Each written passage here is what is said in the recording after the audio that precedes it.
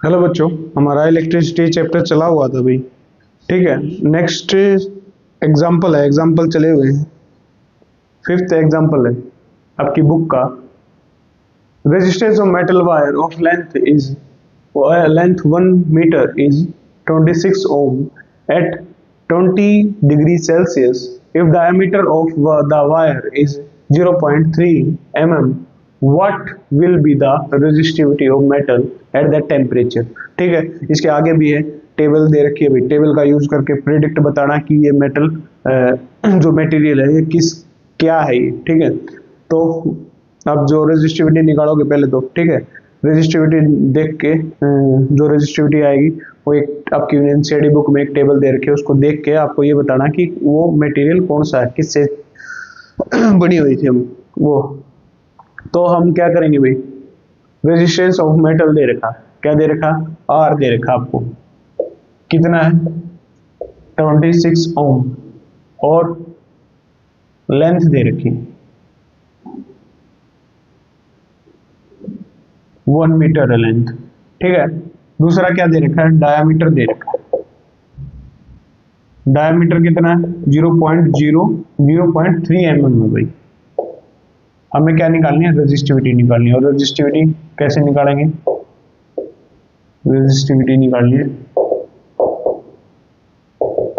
ठीक है, तो आपको पता होगा R equal to rho L by A होता है फॉर्मूला। ठीक है, ये पता, ये चीज पता है कैसे आया था। R directly proportional to L होता है, R inversely proportional to A होता है। इनको कंबाइन कर देते हैं, R L बाई ए होता है, और प्रोपोर्शनल का साइन हटा के हम रो लगाते हैं, L बाई ए, और रो होता है रेजिस्टिविटी। ठीक है, तो रेजिस्टिविटी निकालने के लिए हम क्या करेंगे, कुछ नहीं करेंगे। क्या करना है, यहाँ सिर्फ रो को छोड़ दो, यहाँ पे एरिया डिवाइड में, यहाँ पे जाके मल्टीप्लाई में, ये इसके मल्टीप्लाई में, यहाँ जाके डिवाइड में। ये फॉर्मूला हो गया रो निकालने का, मतलब रेजिस्टिविटी निकालने का। ठीक है, अब हमें क्या चाहिए, रेजिस्टेंस हमारे पास है, लेंथ हमारे पास है, एरिया चाहिए। अब एरिया किसका, अब आपको पता होगा एरिया किसका लेंगे, सर्कल का लेंगे, क्योंकि जो ये रेजिस्टिविटी यहाँ होगी, सॉरी रेजिस्टेंस जो भी है वो पूरे वायर में वही होगा।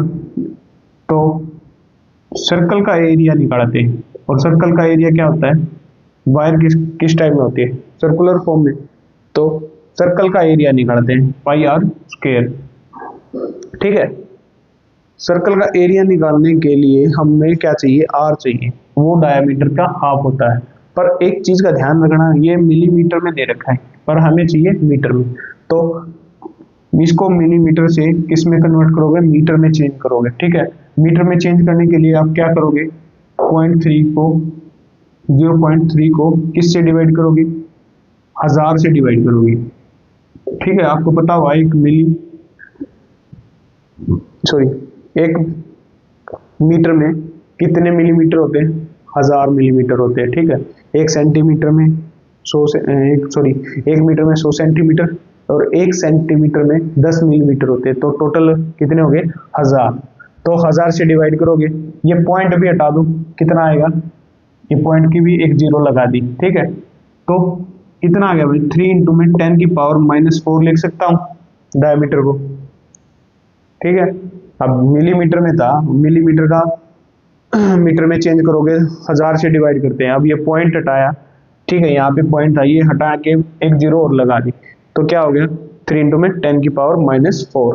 ठीक है, हम एरिया किसका लेते हैं आपको पता होना चाहिए, सर्कल का लिया जाता है। ठीक है, जो वायर है वो क्या होती है, सर्कल फॉर्म में होती है। ठीक है, रेजिस्टिविटी सेम आएगी हर जगह, वो इंडिपेंडेंट होती है लेंथ से भी, एरिया से भी, सब चीज़ों से। तो हम क्या लेंगे, सर्कल का एरिया निकालेंगे। ठीक है, तो सर्कल का जो एरिया निकलेगा वो कैसे निकलेगा, पाई आर स्क्वायर करके।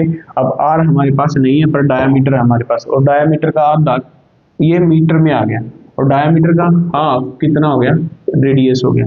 तो इसकी वैल्यू सिर्फ इसमें पुट कर देंगे, पाई आर पाई आर स्क्वायर का मतलब डी का हाफ, पाई आर स्क्वायर है तो डी का हाफ क्या हो गया, ये एरिया आ गया। तो इसमें ये वैल्यू पुट कर देंगे। रेजिस्टेंस 26 और डी कितना है भाई हमारा, पाई कितना है, सॉरी 22/7,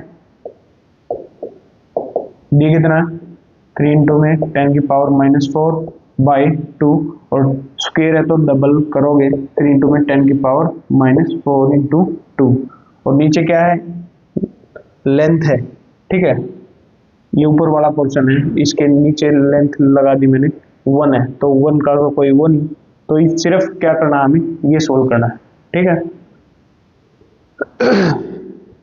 ये सोल्व करके आपकी आएगी रेजिस्टिविटी, और रेजिस्टिविटी जितनी आएगी वो टेबल देख के आपको मटेरियल बताना किससे बना होता है। तो ये आपका क्वेश्चन था, ठीक है, इसको सोल्व कर लेना भाई। ये 2 कट गया 13, ये 2 कट गया 11, ठीक है। 7 को आप सोल्व करोगे, डिवाइड करके जो भी आएगा वो यहाँ लिख देना, ठीक है, तो आपका आंसर आ जाएगा जितना भी आए, बस ये फॉर्मूला ध्यान रखना, ठीक है। और एरिया किसका लिया है, सर्कल का लिया है, ठीक है, एरिया सर्कल का लिया है। बस ये था इस क्वेश्चन में। अब ये कैलकुलेशन करके रेजिस्टिविटी की वैल्यू निकाल लेना, ये था क्वेश्चन आपका।